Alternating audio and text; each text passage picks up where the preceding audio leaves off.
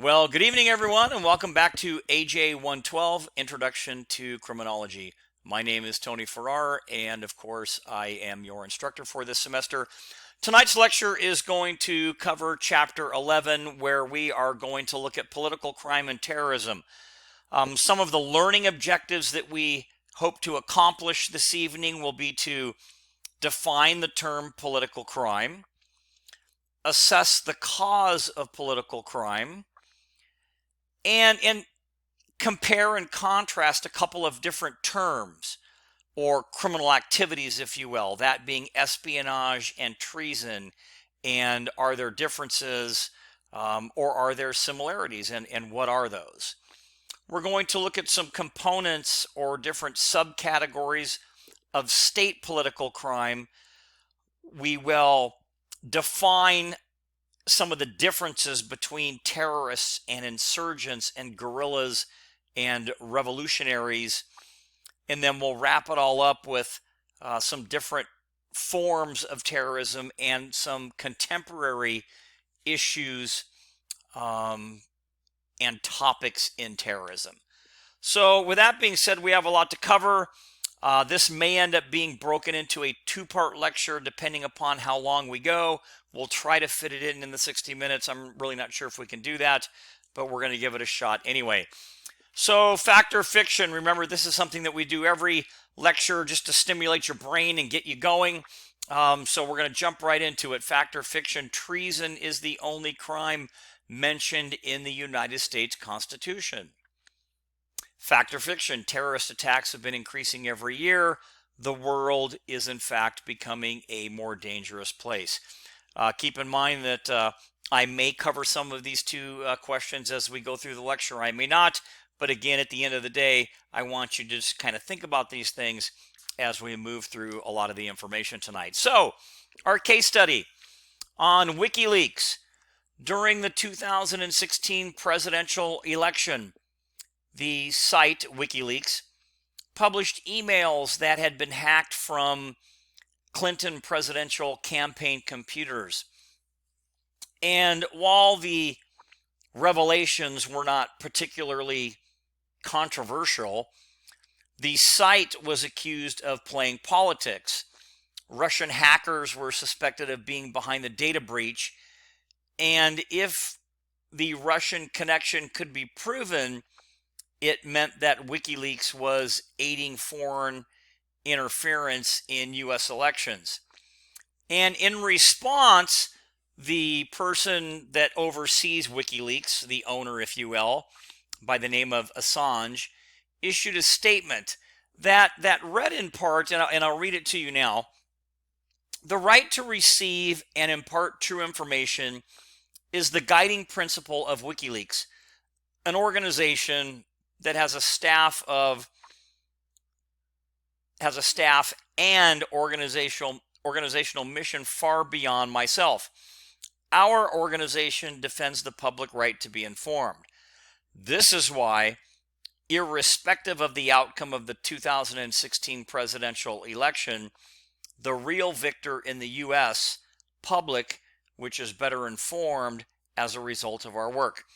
The U.S. public has thoroughly engaged with WikiLeaks election-related publications, which now number more than 100,000 documents, and millions of Americans have pored over the leaks and passed on their citations to each other and to us.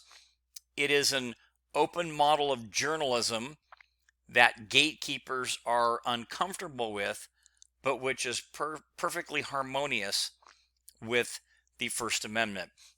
And we know what the First Amendment is, right? The freedom of speech, and of course certain speech. But the question really comes down to it, is Assange a hero or a criminal?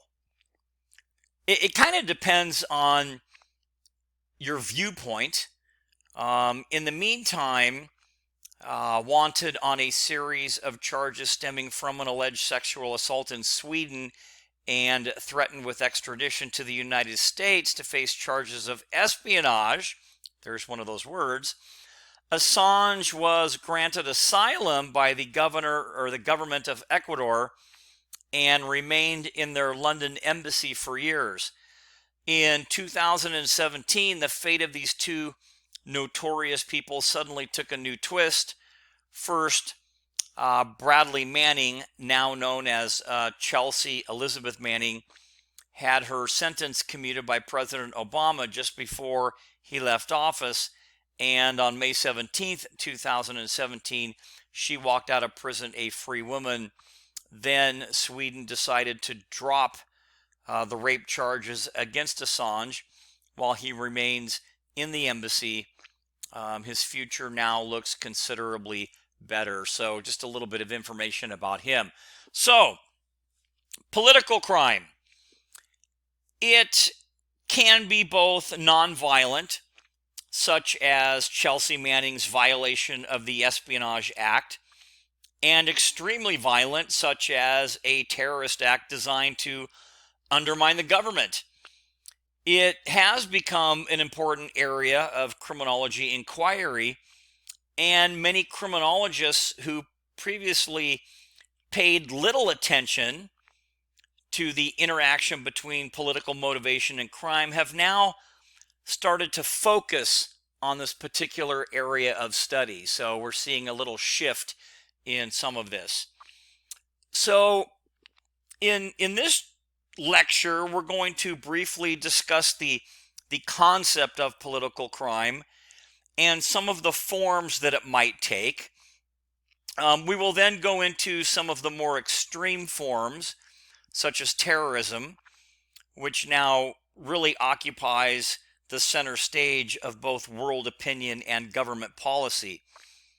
And it is important for students of criminology to develop a basic understanding of terrorism's definition and history and structure, and also to review the steps being taken to either eliminate or reduce its occurrence. So again, of significant importance for anybody studying criminology is developing a basic understanding of this thing called terrorism. And again, we're going to separate it out. We'll look at the political aspect first, and then we'll get into some other more contemporary definitions and issues as we move through the chapter. So the term political crime is used to signify illegal acts that are designed to undermine an existing government and threaten its survival. However, unlike other crimes, it's often difficult to decide who is the criminal and who really is the victim in this particular case. And take the series of uprisings that began in 2011 that were known as Arab Spring. And some targeted people widely viewed as dictators, such as the popular revolt in February 2011 that toppled the regime of the longtime Egyptian dictator Hosni Murmak. And similar protests broke out in Tunisia, Yemen, and Libya, where the regime of a dictator by the name of Muammar Gaddafi was ousted.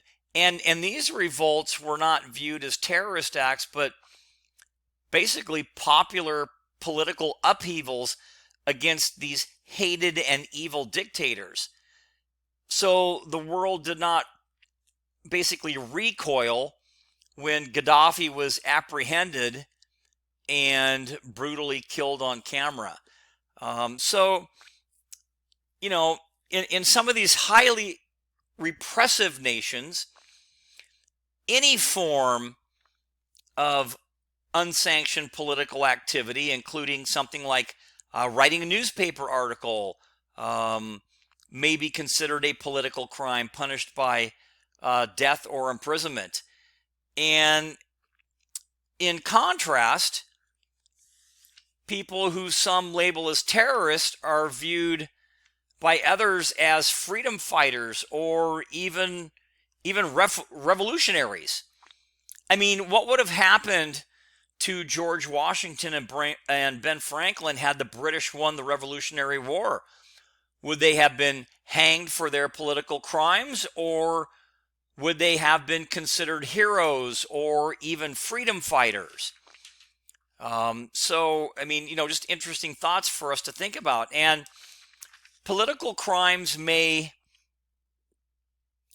stem from religious or ideological sources, and because their motivations shift between selfish personal needs and selfless, noble, or altruistic desires, political crimes often occupy a gray area between conventional and outlawed behavior. So kind of an interesting thing here. Political criminals may also believe that their acts are criminalized only because the group holding power fears them and wants to curtail their behavior. And one example of this that's in your textbook on page 370 talks about the issues surrounding Edward Snowden and whether or not he was considered is Snowden a patriot who exposed illegal government practices? Or, in fact, is he a political criminal who engaged in treasonous activity that endangered national security? And there's a link to a video that if you want to hear a little interview about what he said. But again, the thought here that political criminals may believe that their acts are criminalized only because the people holding power want to curtail their behavior, I guess that is a possibility for us to think about. So even those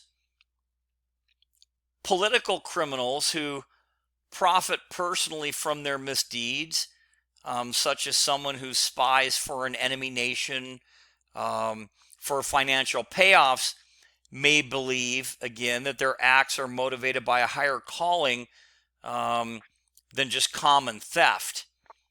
And political criminals, again, may believe that their acts are criminalized only because the certain powers to be want to curtail what they are going to believe. Now, why does someone become a political criminal? Well, there's no real set pattern or reason. Motivations can vary widely.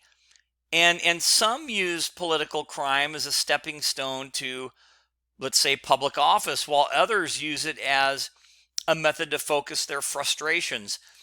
And others hope that they can maybe even gain respect from their friends or family. Although the motivations for political crime are complex and varied, there does, however, appear to be some regularity in the way ideas are formed. So political crime expert Randy Borum finds that this pattern takes on the form of a series of what he calls cognitive stages or mental processing stages. And there are 4 of these stages that you can see on the lecture slide before you. Stage 1 is the it's not right stage. Stage 2, the it's not fair stage. Stage 3, it's your fault stage. And then finally, stage 4, you're evil. And this, just so you know, is directly connected with a lot of information as it relates to terrorists that you might be a little more familiar with. Those international or even domestic terrorists. And remember, we're still on the political side. So this cognitive stage process is applicable to both. But let's look at each one very quickly. So why does someone become a political criminal? Well, here's the stage 1. An unhappy, dissatisfied person identifies some type of undesirable event or condition. And it could be economic, such as poverty, or social, such as government restrictions, or personal, such as discrimination or religious belief. And while the conditions may vary, those involved perceive the experience as things are not as they should be. So that kind of morphs into the it's not right because things aren't the way that it should be. Stage 2, the prospective political criminal concludes that the undesirable condition is a product of injustice, that it does not apply to everyone equally. A worker may think that because of race or religion, with less skill is making more money and getting more benefits. So feeling deprived facilitates emotions, if you will, or resentment and injustice. And because of that, it's the it's not fair stage. The third stage would be an example. Someone or some group must be held accountable for the extremist's displeasure. It always helps to identify a potential target, someone you want to blame. An angry employee is convinced that minorities, let's say, get all the good jobs while this person is underpaid and suffering financially, and therefore he is a receptive target for propaganda put out by extremist groups who are looking to recruit or attract recruits. So again, this talks about the blame game, if you will, and this turns into it's your fault. And then finally, stage 4, when a group is cast evil, it is dehumanized and an appropriate target for revenge or violence. The disaffected immigrant worker who concludes that since his adopted country has let him down, he is justified enjoying a terrorist group or even taking matters into his or her own hands. So aggression becomes justifiable when aimed at bad people, particularly those who intentionally cause harm to others. And this is the fourth stage that talks about your evil. So here's a chart that actually, again, it's applicable to the understanding the terrorist mindset, and also of the political terrorism mindset. So the chart is again by Randy Borum, and this is the process of ideological development. So what are some of the things then that fall under this political crime? So considering this cognitive thought that produces political crime and terrorism, what are some of those specific crimes and what form do they take? Well, one we're going to talk about is going to be election fraud. So kind of by example here, 3 city officials, including the mayor in a small town of Cudahy, California, took part in a widespread corruption scheme that included accepting cash bribes from a marijuana dispensary, abusing drugs at City Hall, and tampering in elections so they could continue with their illegal activities. Now, at the end of the day, the 3 men opened basically mail-in absentee ballots, and those cast in favor of the incumbent candidate were resealed and counted. And ballots for the challengers were then discarded. And former mayor by the name of David Silva was sentenced to 1 year in federal prison, and former councilman Osvaldo Conde received a 3-year sentence, and former head of code enforcement and acting city manager Angel Perales was sentenced to 5 years probation. So, again, This is one of the types of political crime. And whatever the motive, election fraud is basically illegal interference with the political process. And acts of fraud tend to involve affecting vote counts to bring about a desired election outcome, whether by increasing the vote share for the favored person or depressing the vote share for the rival candidate, or sometimes even both.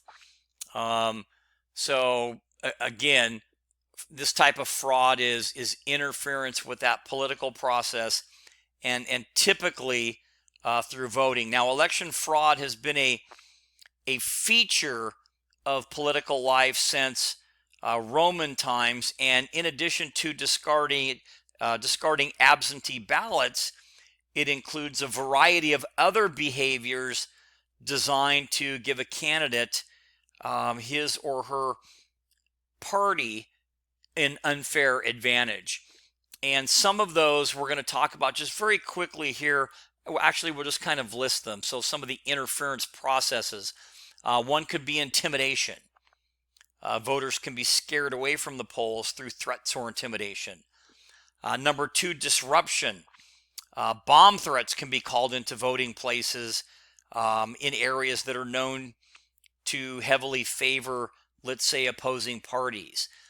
Misinformation. Flyers are sent out to voters registered with the opposition party containing misleading information. Registration fraud. Political operatives may try to shape the outcome of an election by bussing in ineligible voters, let's say, from other districts. And then finally, vote buying. This is where you secure votes by payment or by other rewards, or selling one's vote. It's kind of an age-old problem that really still exists, but this is more of a financial thing here. So, to kind of round this one up, abuse of office or public corruption involves a breach of public trust and or abuse of position by government officials and also private sector accomplices. So that is election fraud. So the next one that comes up on our list would be treason. And treason is an act of disloyalty to one's nation or state. And while the crime of treason is well known, and the word traitor is kind of a generic term, there have actually been fewer than 40 prosecutions for treason in the entire history of the United States. And most of those have actually resulted in an acquittal. So because treason is considered such a heinous crime, and to deter would-be traitors, many nations apply or have applied the death penalty to those convicted of attempting to overthrow the existing government. And treason was considered particularly loathsome, if you will, under English common law. And until the 19th century, it was punishable by being what they called back then drawn and quartered, a method of execution that involved hanging the offender, removing their intestines while they were still alive, basically, and then finally cutting the offender into 4 different pieces for public display. So again, this is something that was, that is punishable by the death penalty, and that's to deter those from doing it. So by definition, treason is an act of disloyalty to one's nation or state. So today, the United States Criminal Code codifies treason as, by definition, whoever owing allegiance to the United States levies war against them or adheres to their enemies, giving them aid and comfort within the United States or elsewhere is guilty of treason and shall suffer death or shall be imprisoned not less than 5 years and fined under this title, but not less than $10,000, and shall be incapable of holding any office under the United States. So, that's kind of what the definition is right now. Another subcategory or crime would be what we call espionage. And I don't know if I'm going to show my age here, but Spy versus Spy was actually a comic book at one time. And that's kind of unique to me because that's where I found the little cartoon there. So just, showing my age. Okay, so espionage, what is that?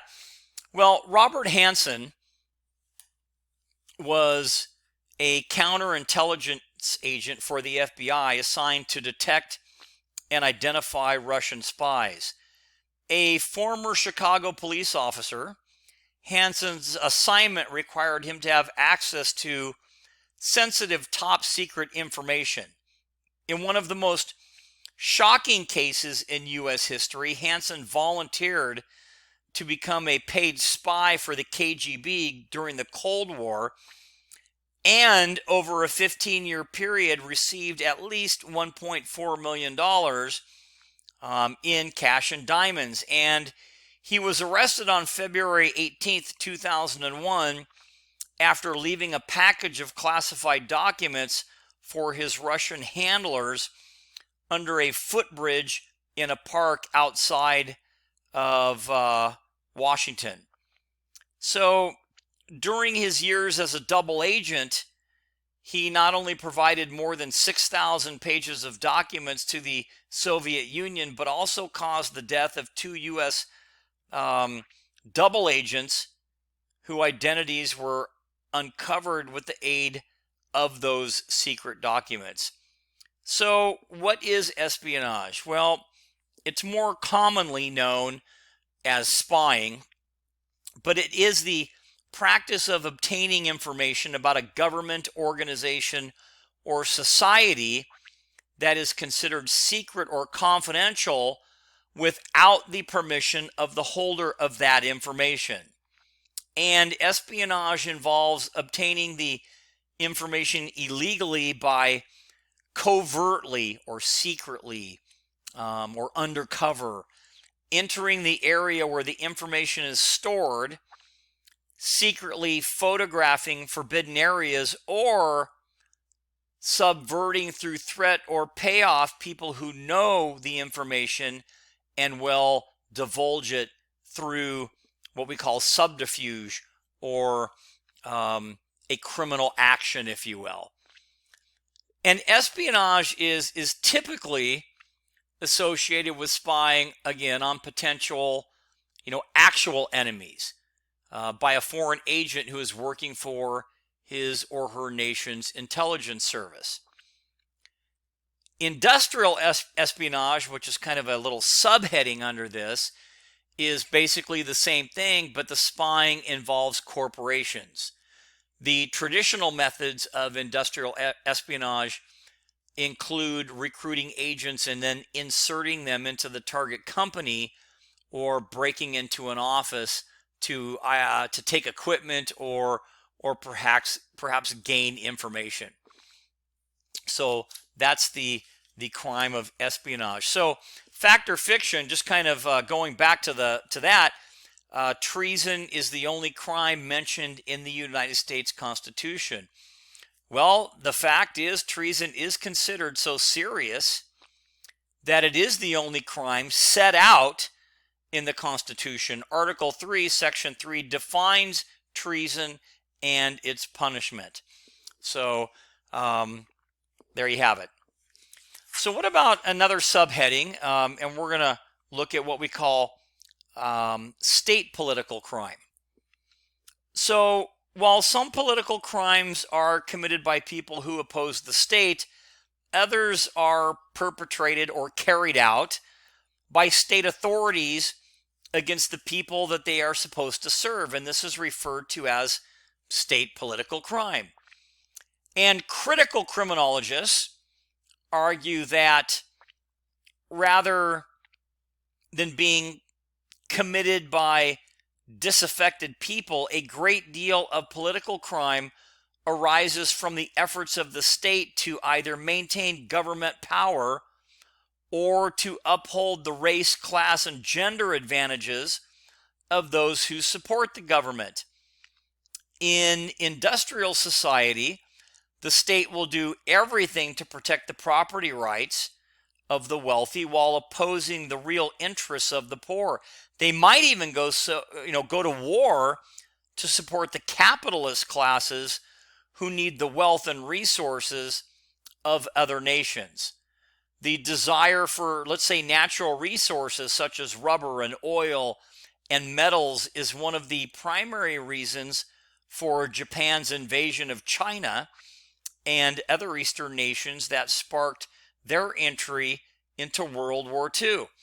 And part of the state political crime thing brings in what we call the use of torture. So of all state political crimes, the use of torture, such as using electric shocks or waterboarding or something similar to gain information from suspected political criminals, is perhaps the most notorious. And you have to kind of ask yourself, and I have a couple of links there to where you could, look at a couple of videos on waterboarding, and there's a movie clip there if you want to look at it as well. But we should probably define torture before we go any further.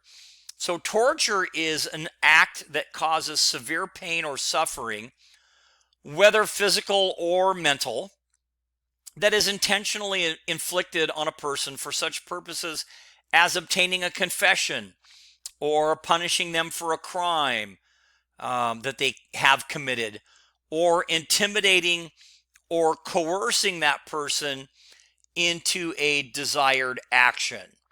So that's the actual definition for torture.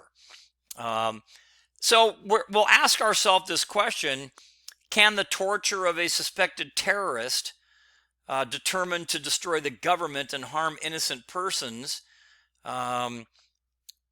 is it ever permissible, or is it always a sponsored political crime?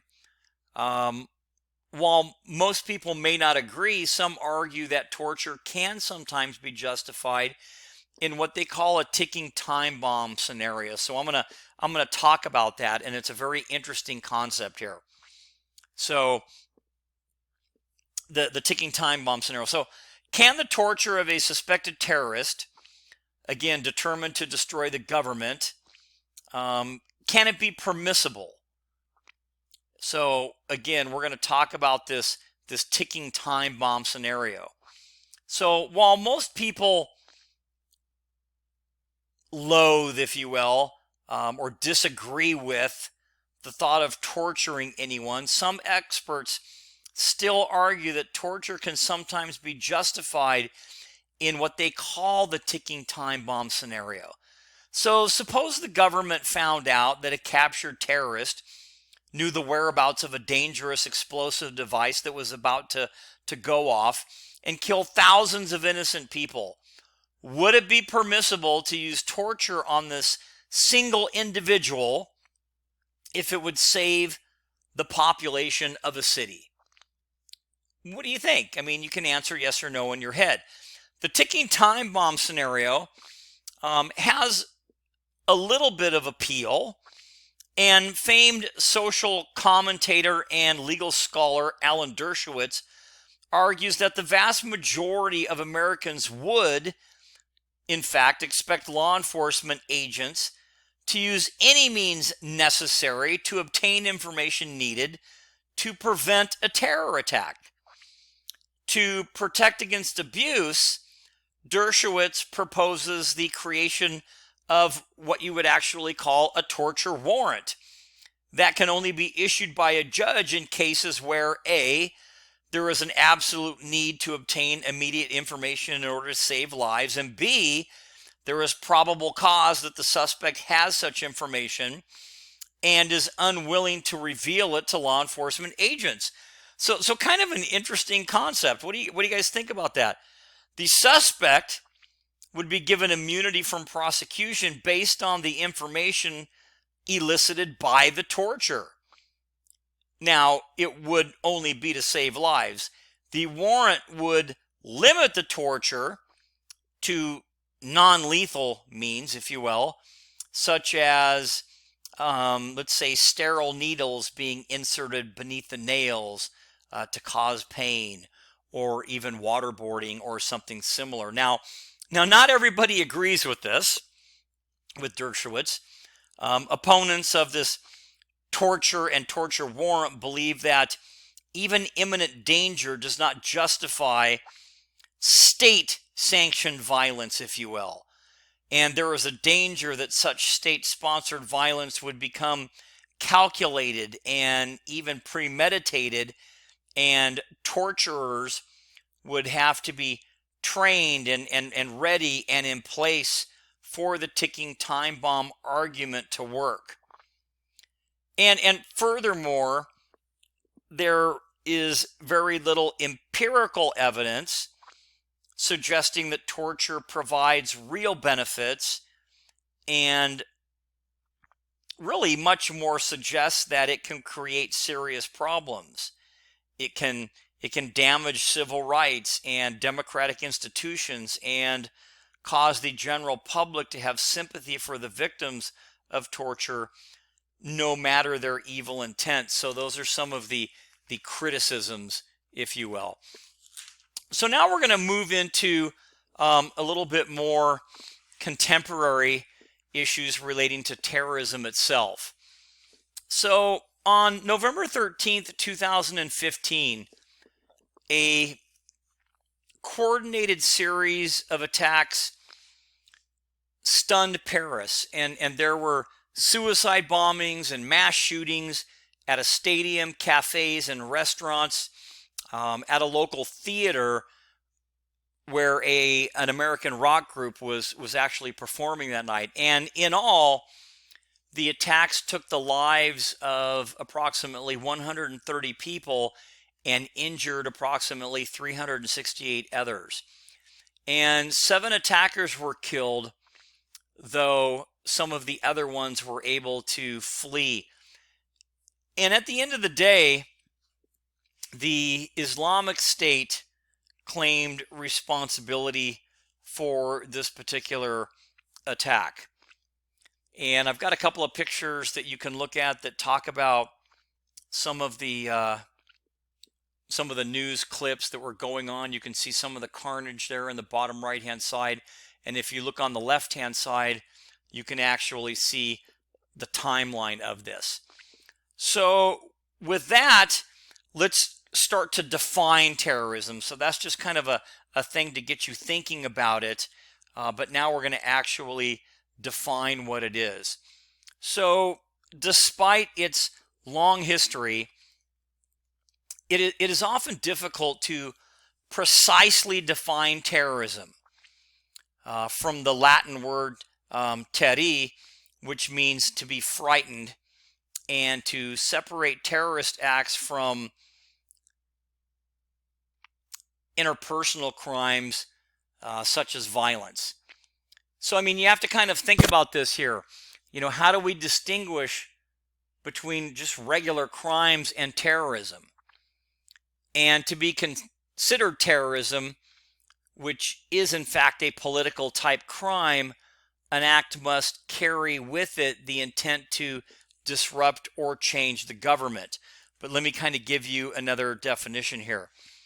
So if a group robs a bank to obtain funds for its revolutionary struggles, should the act be treated as terrorism or a common bank robbery?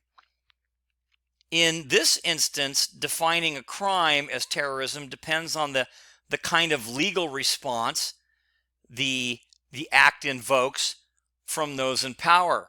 So to be considered terrorism, again, which is a political crime, an act must carry with it the intent to disrupt or change the government, and must not be merely a common law crime committed for greed in this particular case.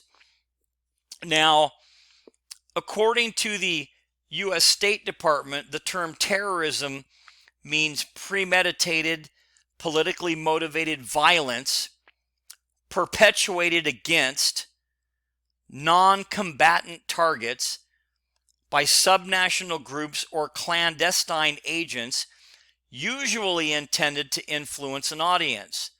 The term international terrorism means terrorism involving citizens or the territory of more than one country. So I'm going to kind of give you a couple of other definitions. So that's the one from your textbook.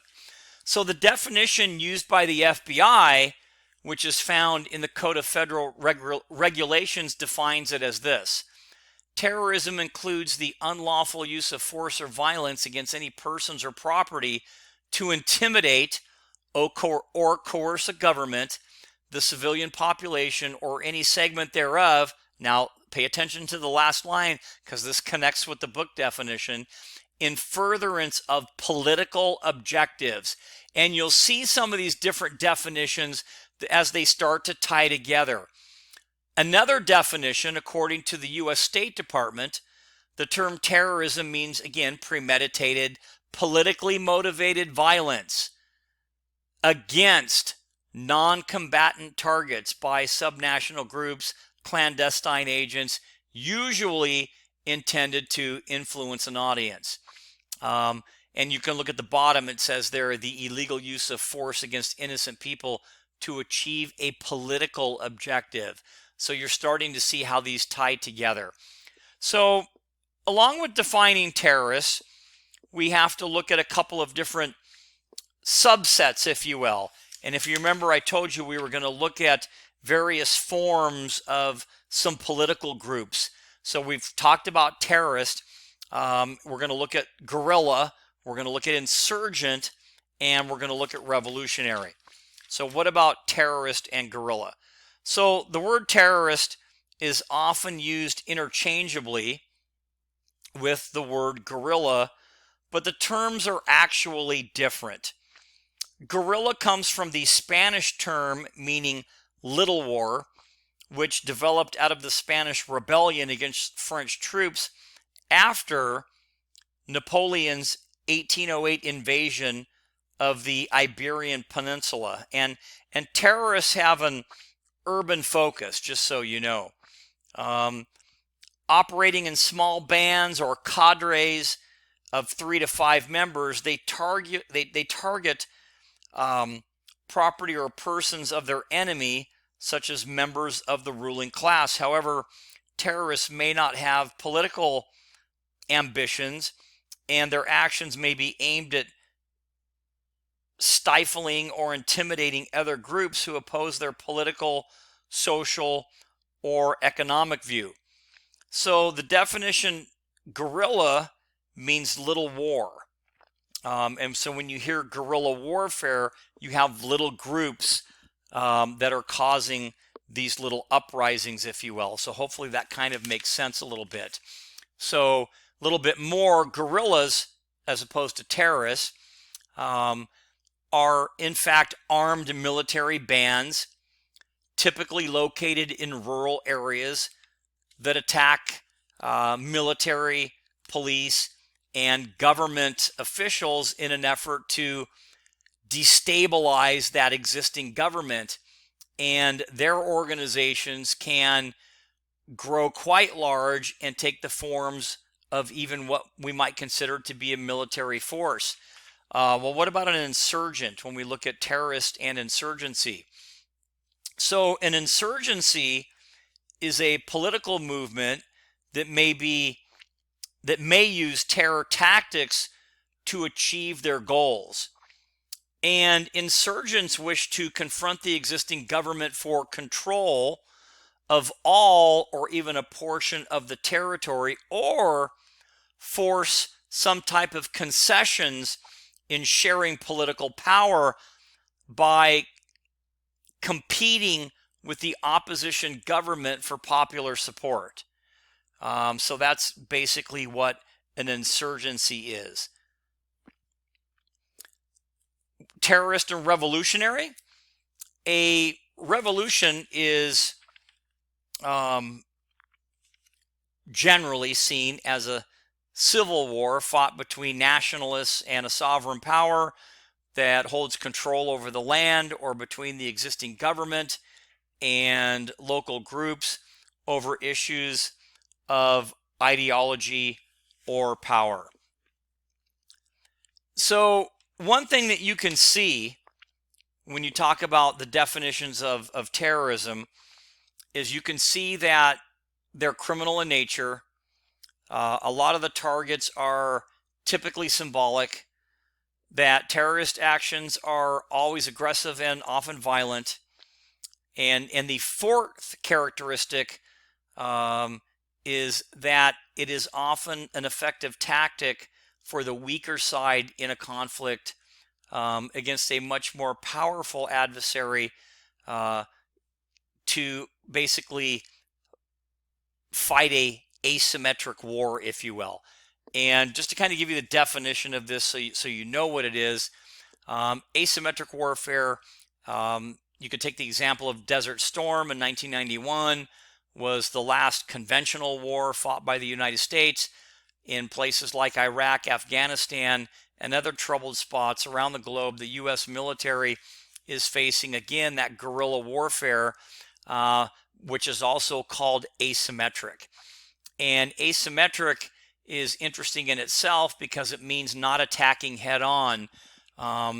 It's meant to push forward what we call psychological shock, power to the powerless. It lessens the stronger opponent's ability to use conventional warfare means. And part of this asymmetric thing can even be things like sleeper cells. And those are groups of individuals that stay hidden until they're called upon. And on the right-hand side here, you can see what a sleeper cell might look at for a suicide bomber. You have the bomber themselves, and then each one of these pieces has their own job to do. So that's just a little bit more more information. So a couple of photos that you can look at. These are some terrorist photos of some activity that's taken place. And again, part of terrorism is to inflict fear. And when you're looking at some of these pictures, then you definitely can understand that some of these photos definitely would inflict chaos and fear and things very similar. Now, we've gone through, again, the various forms of radical political groups. We've looked at terrorists and guerrilla and insurgent and revolutionary. There's a chart that was put together to kind of help you that gives you the description at the top, an example of a group that falls into this particular area, and some of the goals that each one of these groups are out to achieve. So now, what about some contemporary forms of terrorism? Well, you know, this might be a good time. We're at the 49 minute mark. I'm going to go ahead and split this lecture into two halves. So we have a little bit of history on terrorism. We talked about political terrorism. So this will be the first half, and we're going to go ahead and close this out, and then we'll restart again with part 2 of chapter 11, talking about political crime and terrorism. But we're going to pick up right here when we come back on contemporary forms of terrorism.